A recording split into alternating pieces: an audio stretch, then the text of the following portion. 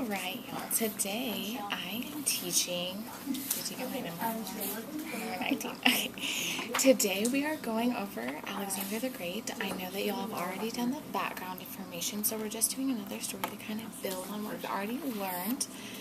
We're actually going over two legends. Does anyone remember what a legend is? A tale. A tale. So it could be true, it could be false. We don't know. It's just a good story. So, my first thing that I want to know is, has anyone ever done a nice gesture for you, or have you ever done a nice gesture for someone else and they seem very unappreciative of it? Yeah. Yes. How did that make you feel? It didn't make me want to do it again. It didn't? Do you think there was a reason that they didn't express their appreciation? Maybe they just expected that I would do it anyway. That's a good reason. That's a good reason. Well, so today we're going over two stories about Alexander, and I want you to kind of think about that question. Think about if anything happens throughout the stories. Kind of put yourself in the place of his army, of the sailor in the second story, and kind of think how maybe they felt. We'll see. Okay, so first I would like to go over the vocabulary in the first story, which is the legend of the helmet. So I have 3 words, and some of them we're going to act out, and as they're read in the story, I'd really like you to act them out along with me, okay? So the first word is toiled. Does anyone know what they think toiled means? You have no clue. Okay. Usually I think of witches. I know there's like a movie, but that's not what it's about. So, toiled means to travel or move with difficulty. So whenever I say it, I just kind of want you to like grab and like look like you're struggling a little bit, okay? Yeah. Because that's probably how these soldiers felt. The second is infantry. Does anyone know what an infantry is? Sounds like infirmary, which is like hospital. Yes, it does. It does sound like that. Actually, in infantry are soldiers marching or fighting. So I know that we learned the word phalanx, right? Do you recall that? Okay, so they are traveling in an infantry through that with their spears and stuff. And then we have no action for that unless you want to like act like you're marching. Okay, and the third one is a goalie. Does anyone know what a goalie is? No. Okay. A gully is a water-worn ravine or a ditch. So whenever we do that, we're just going to do that, and that's the water going through it. But it's kind of dry, so you can just go kind of slow because there's not much water, as we'll learn. Alright, so before I read, I'm going to go over this first question. So it says, in the first story, why did Alexander pour the water on the ground? Okay, so while I read this, I want you to kind of see why you think maybe he did that. And it all ties back to that first question that I asked, okay? Alright. The army was crossing a desert of sand. The sun was already blazing down upon them, but they were struggling on under the necessity of reaching water, which was still very far. Alexander, like everyone else, was tormented by thirst, but he was nonetheless marching by foot at the head of his men. It was all he could do to keep going, but he did so, and the result, as always, was that the men were the better able to endure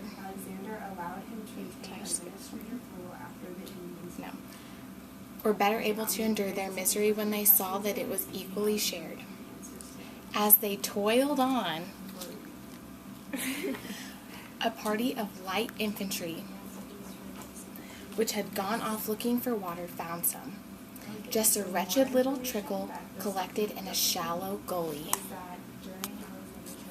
They scooped up with difficulty what they could and hurried back to Alexander. Then, just before they reached him, they tipped the water into a helmet and gave it to him. Alexander, with a word of thanks for the gift, took the helmet and, in a full view of his troops, poured the water on the ground. So extraordinary was the effect of this action that the water wasted by Alexander was as good as a drink for every man in his army. Now, why do we think that Alexander poured the water on the ground? Alexander saw this. He decided to move his troops in all different directions. Because he didn't want to drink it in front of his men. How do you think that made his army feel? Either there's two options. They could be mad because he wasted the water when they could have drank it, or they could be like proud because their leader didn't want to take all the water for himself. Good. Molly, do you have anything to add? I think that same thing. Good, thumbs up. All right. This next story is the legend of the Hat Band. And we have 3 vocabulary words for that. The first one is a trireme. Does anyone know what that could possibly be? Doesn't try usually mean 3? It does. No one else? No, okay. A trireme is a warship with oars. I know that whenever we think of warships, we think of like these big boats that our army has, or our navy, I guess. But have you ever seen the movie Hercules?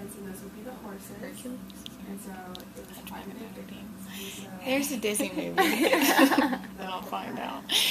And it's this big ships with oars on both sides that you see, and there's just 8 minutes. tons of oars on the sides. It's very Is ancient it like boat. rowing in the Olympics? Kind of, but much bigger and done by many more people. The next word is a reed. Can anyone tell me what the word reed means? You use it in instruments. It is used in an instrument. You read books. You do read books. Actually, a reed is a tall, thin grass that grows in wet areas. Much like the reeds used in instruments because they get wet, correct? They're made out of the same material. And then the last word is zeal. Can anyone tell me what zeal is? Give a good guess. No? Okay. Zeal is a strong feeling of interest and enthusiasm that makes someone very eager or determined to do something. So whenever this word comes up, I want everyone to go. Okay? Can we do that? Mm-hmm. Let me see it. Awesome. It's going to be looking good. All right. The legend of the Hat Band. Alexander was himself. The second question that I want you to think about during this reading is, in the second story, why did Alexander give the soldier who saved the Hat Band a reward? Why did he then order the man's head cut off? So let's think about that while we're reading. Okay. Alexander was himself steering the trireme, a warship with oars, when a strong gust of wind fell on his broad-brimmed Macedonian hat, which is a big warrior hat that has furry things all down, like a mohawk. It's heavy hat.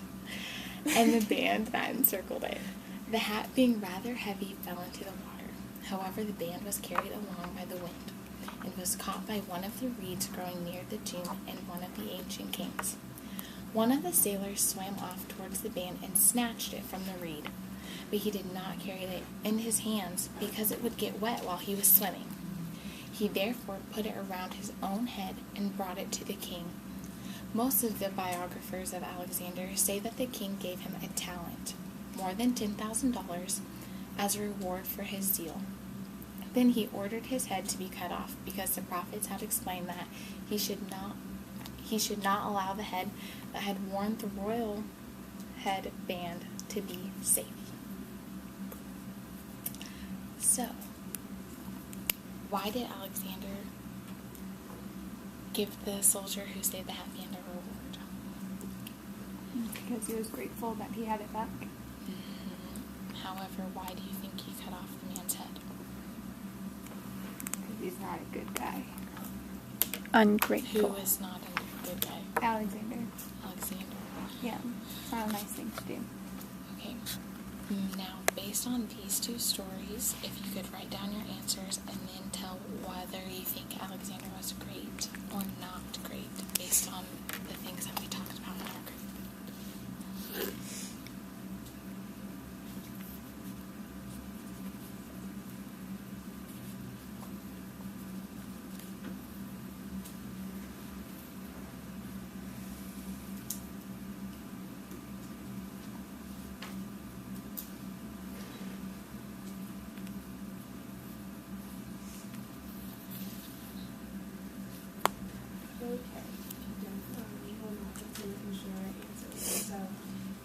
Answer number 1, the Ganges River is located in India. Kind of guys have an answer for number 2. Because he confused Horus abundant and moved back and forth with the reacting. Alright, number 3. How was Alexander able to turn Horus's elephants into a kind of horse? You guys are reading on me. Sorry. Okay, thumbs up if you need more time. Okay, awesome. So, Brooke, what do you think makes Alexander great? I think he's great because he chose not to drink the water in front of his thirsty men. Good. Sarah, what do you think makes Alexander not great? That he, even though he was willing to suffer with them, he didn't seem very grateful when they did something nice for him. Very good. Molly, do you have anything you'd like to add? Well, I also put that him dumping out the water made him not so great because he's their leader, so he's supposed to like get more things than they are, and by him being stronger, they can be strong. That's a very interesting view. Thumbs up if you agree with that. Sounds Sarah, why do you disagree? Because I feel like one of the marks of a good leader is like not putting themselves above their men, and when you do that, you develop, like when you put yourself above your men, you develop like kind of like a conflicting army. I'd rather have someone that struggled with me than someone who thought that they needed something more than I did. Interesting. Well, those are all things that can be put towards your paper. Alright, so in closure, I would just like to talk about, so what are some of the gestures that the people did for Alexander the Great? Let's see if we can name 2. They got him water. Water. They saved his hat. They saved his hat or his helmet. Very good. What attitude did Alexander express towards them? Well, he was grateful when they got the helmet or the hat band back, but then it was like negative because he cut his head off. And I don't think the guy deserved to die because of it. And then how do you think his army or his peers felt about his actions? You have 2 minutes. I would be scared. I think they respected him, but it is more like a fearful respect. Yeah. Fearful respect. Okay. Before we move on, I would like to go over our sources for the article. So this first one was written by Lucius Flavius Arrianus, circa 130 CE. So does anyone remember whenever Alexander the Great lived? It's in your background information. Oh, I thought you meant did we remember it personally? I was like, no. It's in your background information, so you can feel free to look through that. Well, you did. Okay. So, this story was written almost 400 years after. So do you think that would be a primary or a secondary source? Secondary. Secondary. And then the second one was written in 2004. What kind of source do you think that is? Secondary. Secondary. Why do you think they're both secondary sources? Because they weren't written at the time of his reign, they're written after. So they were done by a lot of research. Now I'm going to go over my extension activity. Horses and the elephants. So for my extension activity, And the elephants live down there. I am playing a game. Do you think in order to be great, one has to express appreciativeness all the And the time? horses live down here and the elephants. So on the back of your sheets, on your sheet of blank paper, I would like you to write. I would like you to write why or why not and state real life examples. What was the question again? Do you think in order to be great, one has to express appreciativeness all the time? All right, guys, it's time to wrap things up. The horses are like running back and forth. And the elephants And if you are didn't running have a back chance to do and your extension, forth. please explain that on your video before you turn it off. And they're boxed in.